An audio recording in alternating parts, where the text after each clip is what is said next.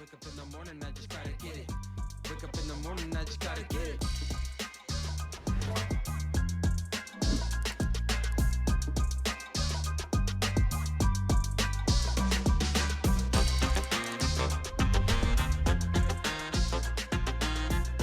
All right, welcome everyone to the Schoology Learning podcast. Thanks for joining us. This is the podcast where we talk about some things we're hearing out in the world about education, as well as some tips and tricks about our favorite platform, which is, of course, Schoology. My name is Kellie Eady, and I'm joined by my colleague, Ericka Waterman. Hey, Kellie. I'm so excited for us to take this time. I just remember how fun it was when I was teaching to take the lunchtime or, any little break that we had and just kind of talk with colleagues. So hopefully everyone can join us and just get a little chit chat about education and Schoology while they're at it. Yeah, so let's get started. I know. I love our little chats. I know. And hopefully everybody who's listening loves our little chats as well and are getting some good information about Schoology. I have a kind of a topic that you would think would not involve Schoology, but I do think Schoology plays a role here. I think But Schoology always plays a role, Ericka. right, anything with education, it can always play a role for sure. Exactly. How could I forget that? Yeah. That was silly. I've had recently, so a lot of my friends are teachers. That's the world that I lived in, the education world, and obviously still very close, even though they give me grief for not being in the classroom anymore. They think that I have, should have stayed, which there are times where I do miss it. You miss that light bulb moments with the kids and things of that nature. Yeah. But they are, the ones that I'm talking to lately are really struggling. And these are like veteran, amazing teachers. They do amazing work day in, day out. They truly care about all their students. I cannot praise them highly enough. And they're just ready to hang up the teaching hat. They're ready to move on, go to a different, find a different career. And so I've been talking to him a lot about, like what's causing this feeling, like what's getting them down. And it made me really start to wonder, like, we always worried about teacher burnout. And especially with young teachers, I was worried about the burnout, but these are teachers who I just thought would never experience it. Like they were going to be rock solid all the way through. And so we talked a lot about like administration changes and, the changing of the focus of school districts. And, like we've mentioned before, like worrying about cell phones now and like the students and the parent interactions that they're dealing with. And it's just, a very long list, I think, that can always hit teachers at any given point. So I was kind of hoping we could talk a little bit about, teacher burnout and what we think, are some things that cause it, things that we can do to help it, especially from a Schoology perspective. Well, I think the other thing that's sort of interesting for me is to think about time of year. And actually, maybe where we are, because when we think about the the political news cycle that we've all just kind of been churned through, Yeah. I mean, that does, I think, weigh heavily on people regardless of their industry. But it's been, it's harder for education, I think, in some of those. It's hard. You can't always have conversations. You have to walk some very, very clear and not clear lines. So I also was looking through and I was trying to find some research around what does it mean for teacher burnout? Why, is it higher here than other nations? And it is higher here. And I think also, though, coming out of COVID, the trend at least is trending more positively. Like you have way fewer people saying they're going to leave now than we did in 2021. And yet that we was still hard here. Hard times.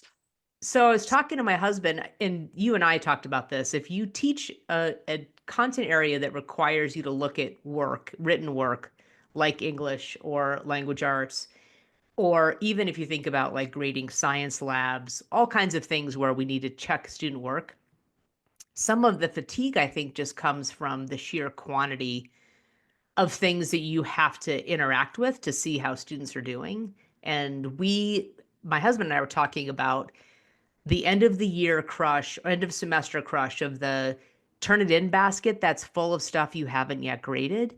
And maybe rethinking, does everything have to be graded or have to be graded by me, or do I cherry pick? And I know people have gotten really good at coming up with alternative ways, but one of the things I should have done better in terms of myself is giving myself a chance to just say, you know what, they handed it in and I just needed them to practice it. They may have made some mistakes, but I'm not going to worry about that right now. I'm just going to do a collected in my old grade book with the good old check mark with my. That's true, because there is that setting in Schoology where it can just be collected only. It doesn't have to be anything that's more than that. It's just, did the student complete the work?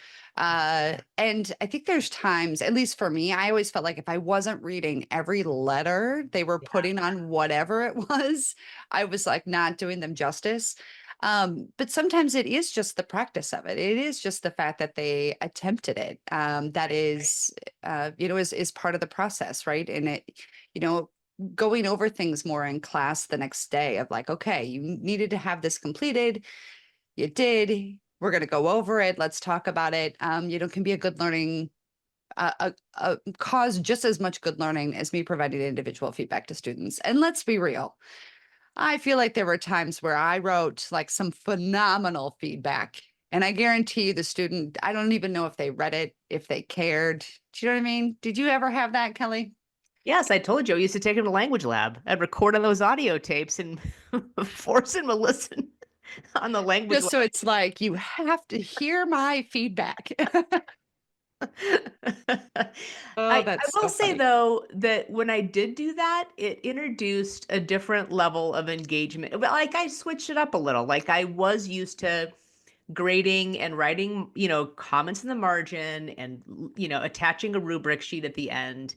And even just the practice of like, well, I'm going to do this a different way actually helped. Like it helped alleviate. Maybe it's just it just feels tedious when you do the same thing over and over again. I don't know. Yeah, that was another thing that I read was something that helps, especially when you're feeling just the weight of everything. And to your point, it definitely has its cycles throughout the school year. But when you're feeling the weight of everything, like switching it up can do so much good for you. So it actually got me wondering about the public resources and Schoology. This is an area that I had like no idea existed till you and I got talking. I was like, wait a minute, there's what out there? That sounds amazing. And we know these aren't like they're not vetted. Just anybody can put up things in the public resources, right? But at the same time, I also know that teachers are wanting to put their best work in a public resources area. And so I got thinking, even if you were just to search through the public resources and see if anybody else had already done something of a concept you have coming up that you have to teach, even if it just, it isn't something maybe you can actually use, but an idea that you can steal or the start of something that you can take and manipulate into your own. Because, what do they say? Like a lot of teaching is just stealing good ideas and making them your own. But, I think those public resources, I wonder how much, who's using Schoology realizes that those are there and available. I think we used to talk about them a lot, and I'm thinking about like way back in the day, because we were also thinking about how we could share some resources there that people could also just turnkey and use back with our PD team. And so they shared all kinds of cool things. Like they shared some choice boards and, pre-canned icons for jazzing up your course, give this icon a header and like change things up. And I think, there's other places where people now think about turning, which might be at Teachers Pay Teachers or somewhere else. But it's like we have an amazing community of people who are extremely generous. And I've been amazed at, some people have shared entire courses inside of the public resources area. And like you said, the nice thing is once you copy that into your own resources, then you can adapt it and use it for however you'd like to use it. So, Yeah. yeah. Well, and especially as you get talking about our community too, the Schoology Educators Group, that is the big public group. Yes. I I look at that thing every day and I just love everything that I see, like the updates, people asking how to do stuff and other Yeah. people are commenting back. And I just think it's like a really neat community and a really great way to also maybe get inspired. Like, hey, Yeah. this is what I'm experiencing. Maybe somebody has a really good idea for you of a way to make it easy or a resource that they have. And, Right. so it is something about using your community because that's, one of the things to kind of help you feel better and kind of get rid of that burnout is finding people to talk to and finding, people who understand, what you're going through and understand what you're doing and or trying to do and helping you out. So yeah, those public resources and just the public Schoology educators group, I've just found those to be way more of a resource than I ever thought that they would be. Yeah, it's funny, like I take for granted that people will know about that. And I think it's just because I've used the platform for so long that I just I forget that like there's these little things that people like don't know are there. And this is unrelated. So I'm gonna go down like a weird I gonna go can't like in wait. a I weird can't sense. wait. Hit me. Well, I was thinking about my like this time of year, and I don't know when people are listening, so this might be not the time of year that I'm in right now for people that are hearing this. But when you think about like end of term times of year, the other thing that we see a lot actually is student anxiety because of the amount of stuff Mhm. they have to get done as well. And I think one thing that is a really cool thing to help us not have our kids burned out is that workforce planner.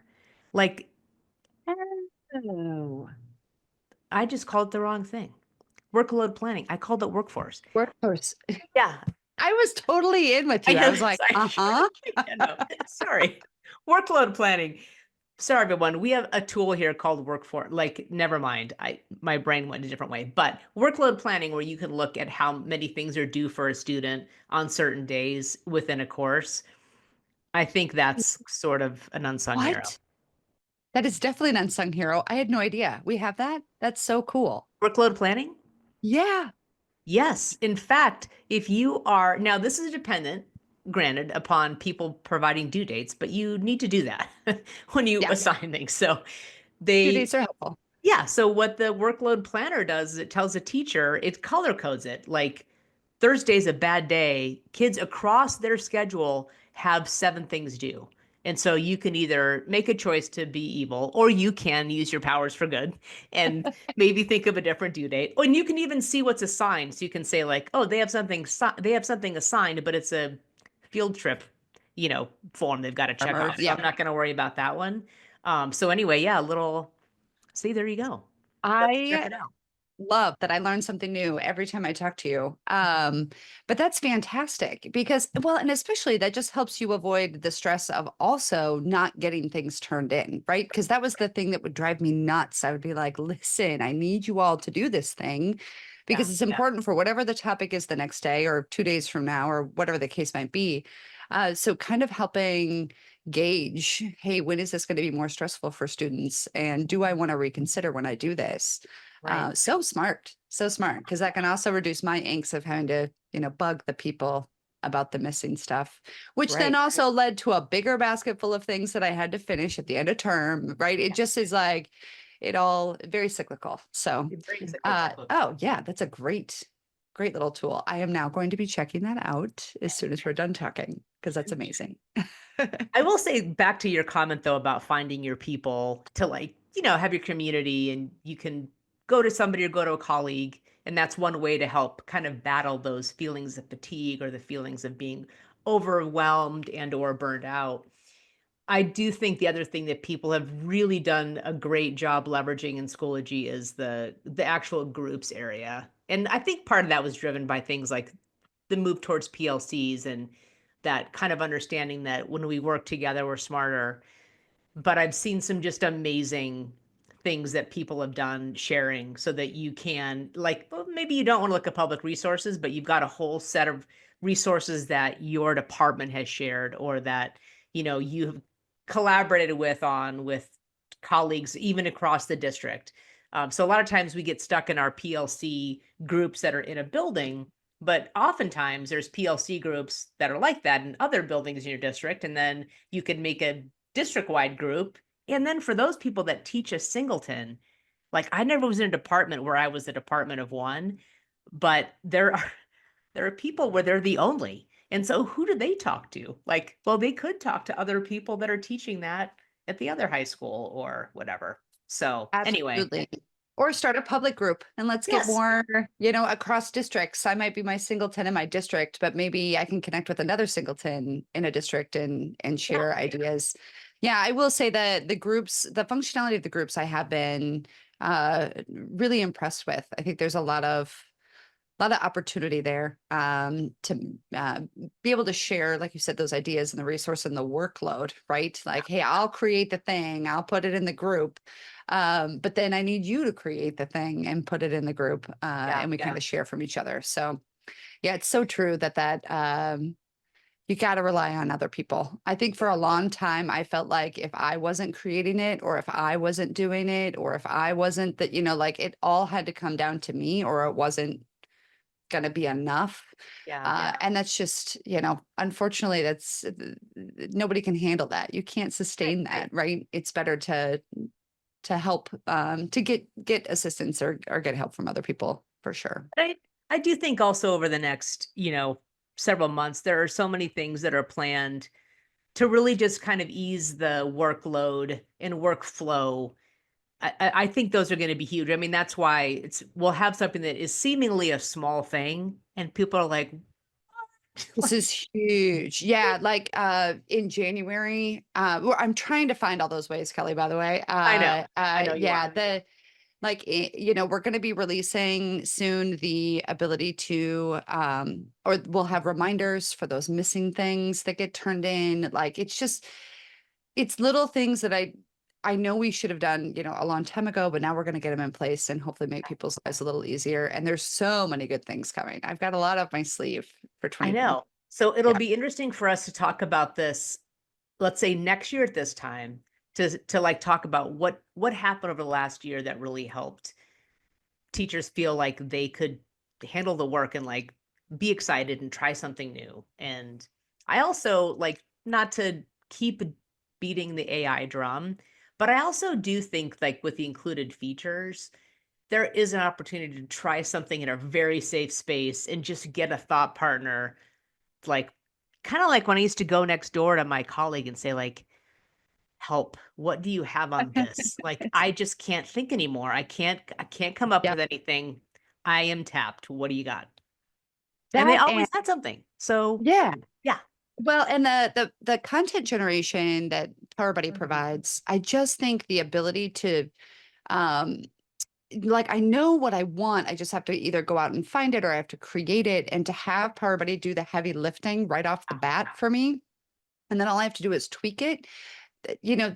When you can cut down something that would take a half hour, an hour, and you can make it into minutes, that also I think drastically helps. So I agree with you. Like everybody's either loving or hating AI right now, I feel like. But it truly is a place where, if nothing else, like you said, be a thought partner. It's somebody that I can talk to at whatever time of day that I want to and see if I can get some ideas for my classroom, save me some time.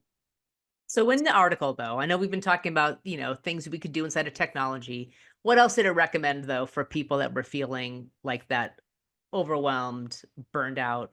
I mean, I've seen some things on, taking time for you, focusing on wellness, which I think we're much better about. Like, we didn't talk about wellness when I was first. No one mentioned that.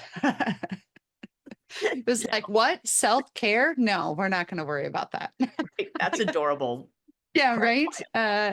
It's good. It's good that we've changed. It's good that we've changed our ways. Totally Yeah. Yeah. Did you see anything else though about like suggestions for combating it? There were just other things about being like play. I think it was interesting how much I saw that coming up, like finding ways to play in your classroom, play with your students, like and it could be as simple as starting off your class with a joke. It could be something like, how do we get creative with the lesson that we have today? And, which we always say, getting creative with lessons means a bit more work up front. But, if the lesson itself is something that everybody's having fun with, that's Yeah. going to help, really, Yeah. avoid that beat down feeling for sure. Yeah. Yeah. I wish we could solve the world's problems, especially, all the stress teachers are under. But hopefully, if people haven't used any of these resources within Schoology, they might, think about giving them a whirl, see if it helps a Well, little bit. I would love to actually, we've been talking about getting feedback from people that are listening. I think I would Yeah. love to hear, and we'll put a poll question in around if you are feeling burnt out, overwhelmed, what is something that you do, or what would you recommend to like a new teacher of like, this will happen, you'll feel this way on occasion. Try doing this is my secret thing for making myself Yeah, get out I of my love head. that. So for those of you who don't know, make sure you scan that QR code that's in the logo for this podcast, and then or go to our Schoology toolbox, and you'll be able to see the poll right there, and you can respond to it. But we'd love to see, like you said, everybody out there, I guarantee you, has some wonderful ideas. So it'd be nice to see those Because all we're such a gathered. great community, and they're Right. generous and they will give us good ideas. Yes. Yes, 100%. I love our Schoology community. Now, they're the Fantastic. best. Well, thanks for joining this episode of the Schoology Learning podcast. Hope to see you next time where we'll talk about some more topics of interest and, of course, talking about our favorite platform, Schoology. And in the meantime, if you click on the user toolbox at the bottom of the Schoology page, there are lots of resources out there, including other episodes of this podcast to listen to. Until next time. And hope to see you next time. Thanks all.